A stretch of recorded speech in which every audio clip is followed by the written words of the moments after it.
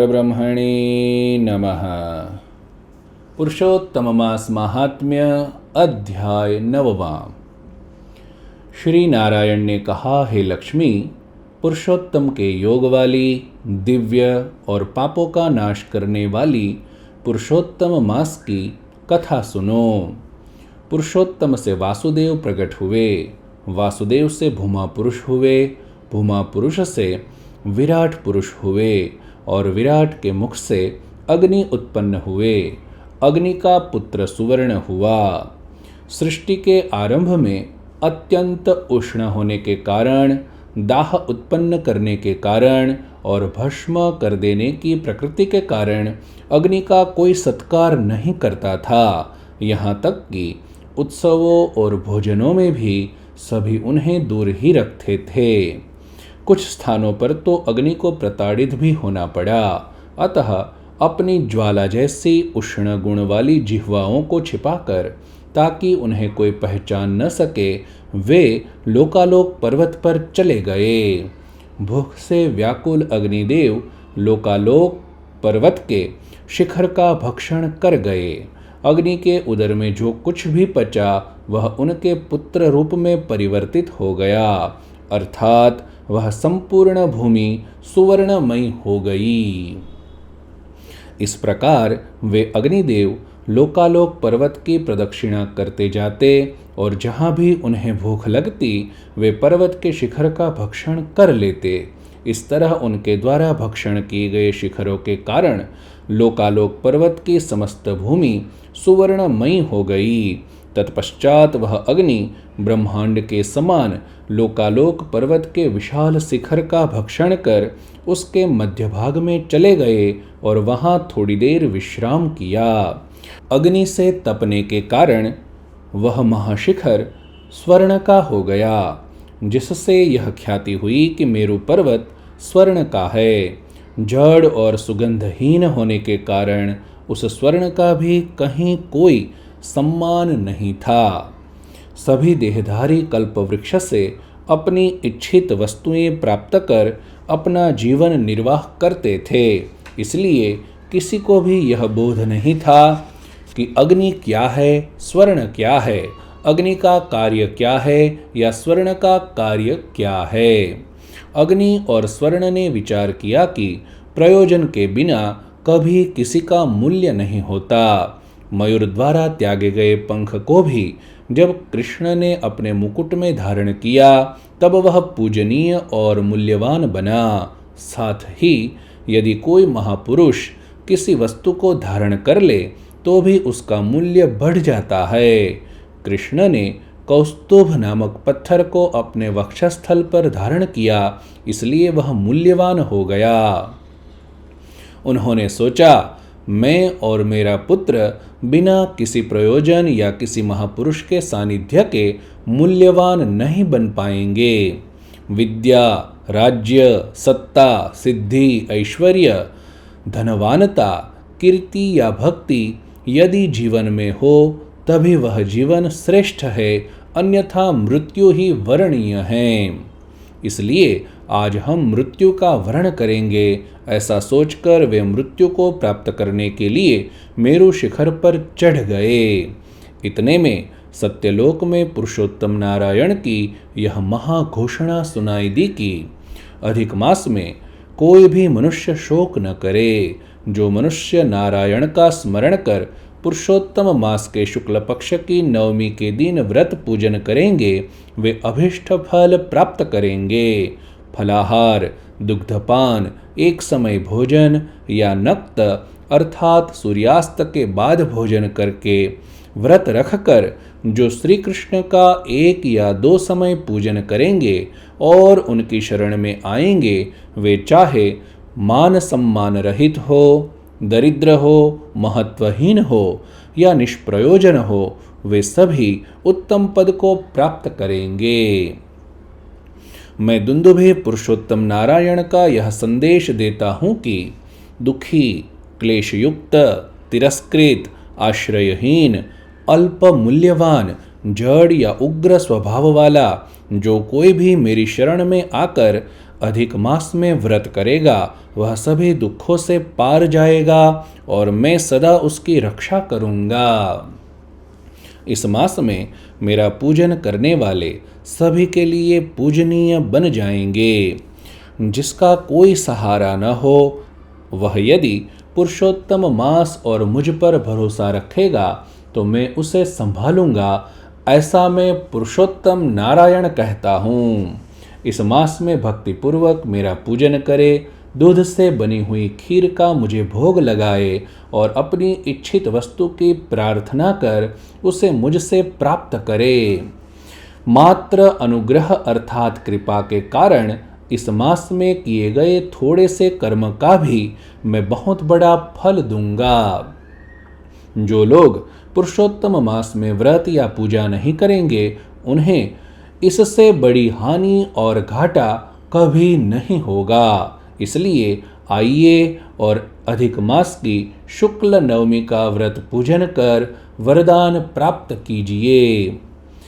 इस पुरुषोत्तम मास में जो कोई मुझे पत्र, पुष्प, फल या जल अर्पित करेगा उसे मैं श्रेष्ठ रत्न आदि प्रदान करूंगा। इसके अलावा जो मुझे भक्ष्य, भोज्य, लेह्य तथा चोष्य इन 4 प्रकार के भोजन का भोग लगाएगा उसे मैं करोड़ गुना फल अर्पित करूंगा। इसलिए स्थावर जंगम, उत्तम कनिष्ठ, भाग्यवान या भाग्यहीन सभी इस अधिक मास का आश्रय लेकर मुझ पुरुषोत्तम नारायण को संतुष्ट करे और मेरी कृपा से अक्षरधाम, स्वर्ग, पुत्र, पति, पत्नी, घर, धन, कीर्ति, शाश्वत पूजन तथा सबसे उत्तम स्थान आदि प्राप्त करे। ऐसी उदार घोषणा सुनकर अग्नि और सुवर्ण अत्यंत धैर्यवान हुए और उन्होंने अपने शोक का त्याग कर दिया। साथ ही वे दुंदुभि की शरण में गए और उन्हें नमस्कार कर आदरपूर्वक उनका पूजन किया। अग्नि ने अपने पुत्र सुवर्ण को दुंदुभि के चरणों में नमस्कार कराया। उस बालक को देखकर दुंदुभि ने उसे हाथों से उठा लिया और कुछ देर तक मस्तक पर तथा कंधे पर रखकर वापस अग्नि को सौंप दिया। गदगद वाणी में अग्नि ने दुंदुभि से कहा, हमारा रक्षक या सत्कार करने वाला कोई नहीं है।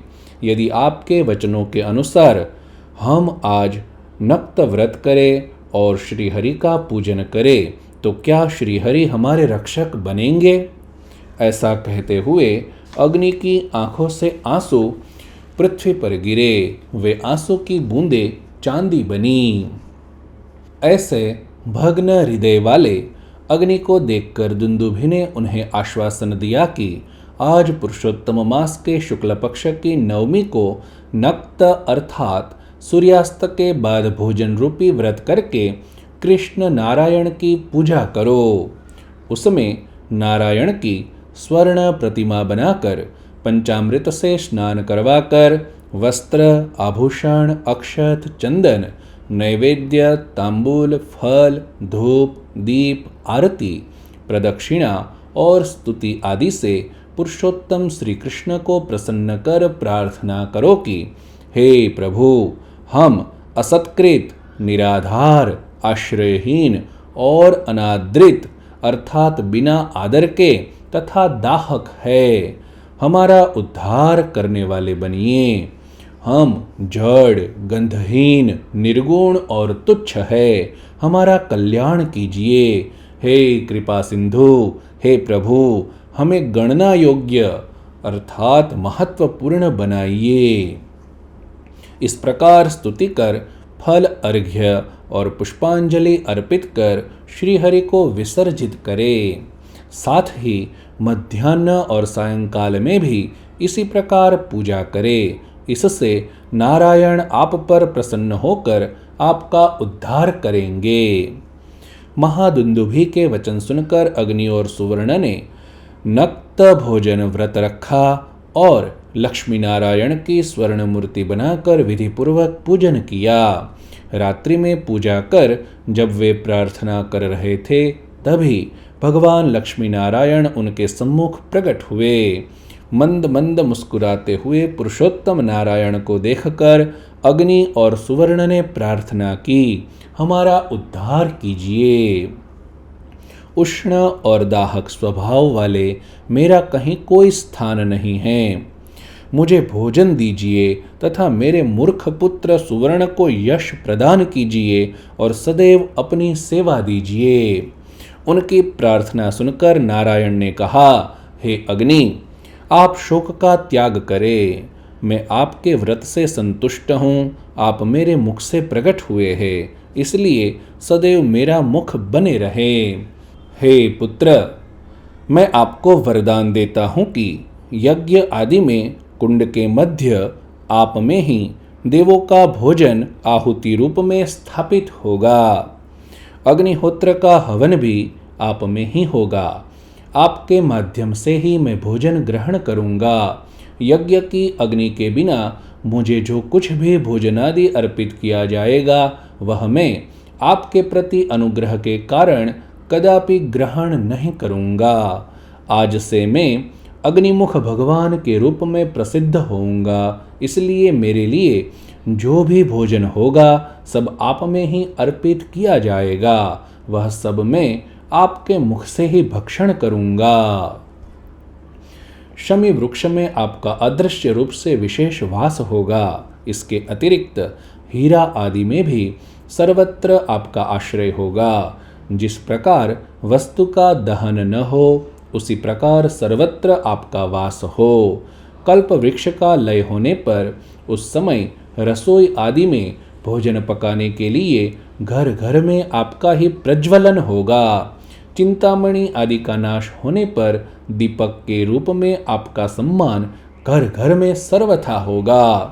तब तक आप धैर्य रखें, साथ ही दूसरे दिव्य स्वरूप में मेरे पार्षद बनकर धाम में मेरी नित्य सेवा करें। प्रथम युग व्यतीत होने पर अग्नि के बिना किसी का भी कोई कार्य सिद्ध नहीं होगा। तब आपके मूल्य, सम्मान, सत्कार, आदर और पूजन की पराकाष्ठा होगी, इसमें कोई संशय नहीं है।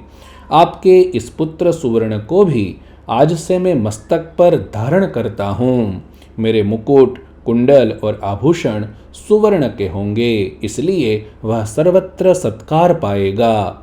कल्पवृक्ष आदि का लय होने पर वह मूल्यवान, गोपनीय तथा संरक्षित होगा। साथ ही मैं सुवर्ण को दिव्य स्वरूप प्रदान करता हूँ, अतः वह अक्षरधाम में हाटक नामक महान पार्षद बनकर निवास करेगा और सदा मेरी सेवा करेगा। कालांतर में आवश्यक कार्य आने पर वही सुवर्ण महातेजस्वी हाटकेश्वर नामक महादेव के रूप में पाताल और पृथ्वी पर प्रकट होगा। मेरे प्रताप से मेरे अवतार रूप में वह सर्वत्र पूजित होगा और भक्तों को मुक्ति देने वाला महेश्वर बनेगा। जिस प्रकार मैं पुरुषोत्तम सृष्टि में सर्वत्र व्याप्त हूँ, वैसे ही आप और सुवर्ण सृष्टि में व्याप्त हो और सभी से सर्वथा सत्कार और रक्षण प्राप्त करे। ऐसा कहकर उन्हें दिव्य रूप प्रदान कर श्रीहरि अपने धाम ले गए और दूसरे स्वरूप से उन्हें समस्त वस्तुओं में वास दिया। इस वृत्तांत को जानकर देवता अग्नि के माध्यम से भोग ग्रहण करने लगे और उसमें अर्पित किए गए भोजन से तृप्त होने लगे तथा स्वर्ण के आभूषण धारण करने लगे। इस प्रकार अग्नि और सुवर्ण ने पुरुषोत्तम मास के शुक्ल पक्ष की नवमी का व्रत और पूजन करके मुक्ति, महत्ता और प्रशंसा प्राप्त की। साथ ही सर्वत्र स्थित होने के बावजूद वे सदा पवित्रता, वृद्धि और शाश्वत सुख को प्राप्त हुए। अधिक मास की इस शुक्ल नवमी के व्रत पूजन की कथा को जो भी मनुष्य पढ़ेंगे या सुनेंगे, वे स्त्री पुरुष भुक्ति अर्थात सांसारिक सुख और मुक्ति अर्थात मोक्ष को प्राप्त करेंगे। इति श्री लक्ष्मीनारायण संहिता के कृतयुग संतान में पुरुषोत्तम मास महात्म्य में शुक्ल पक्ष की नवमी तिथि का व्रत विधि निरूपण एवं महात्म्य कथन नामक 9वां अध्याय समाप्त।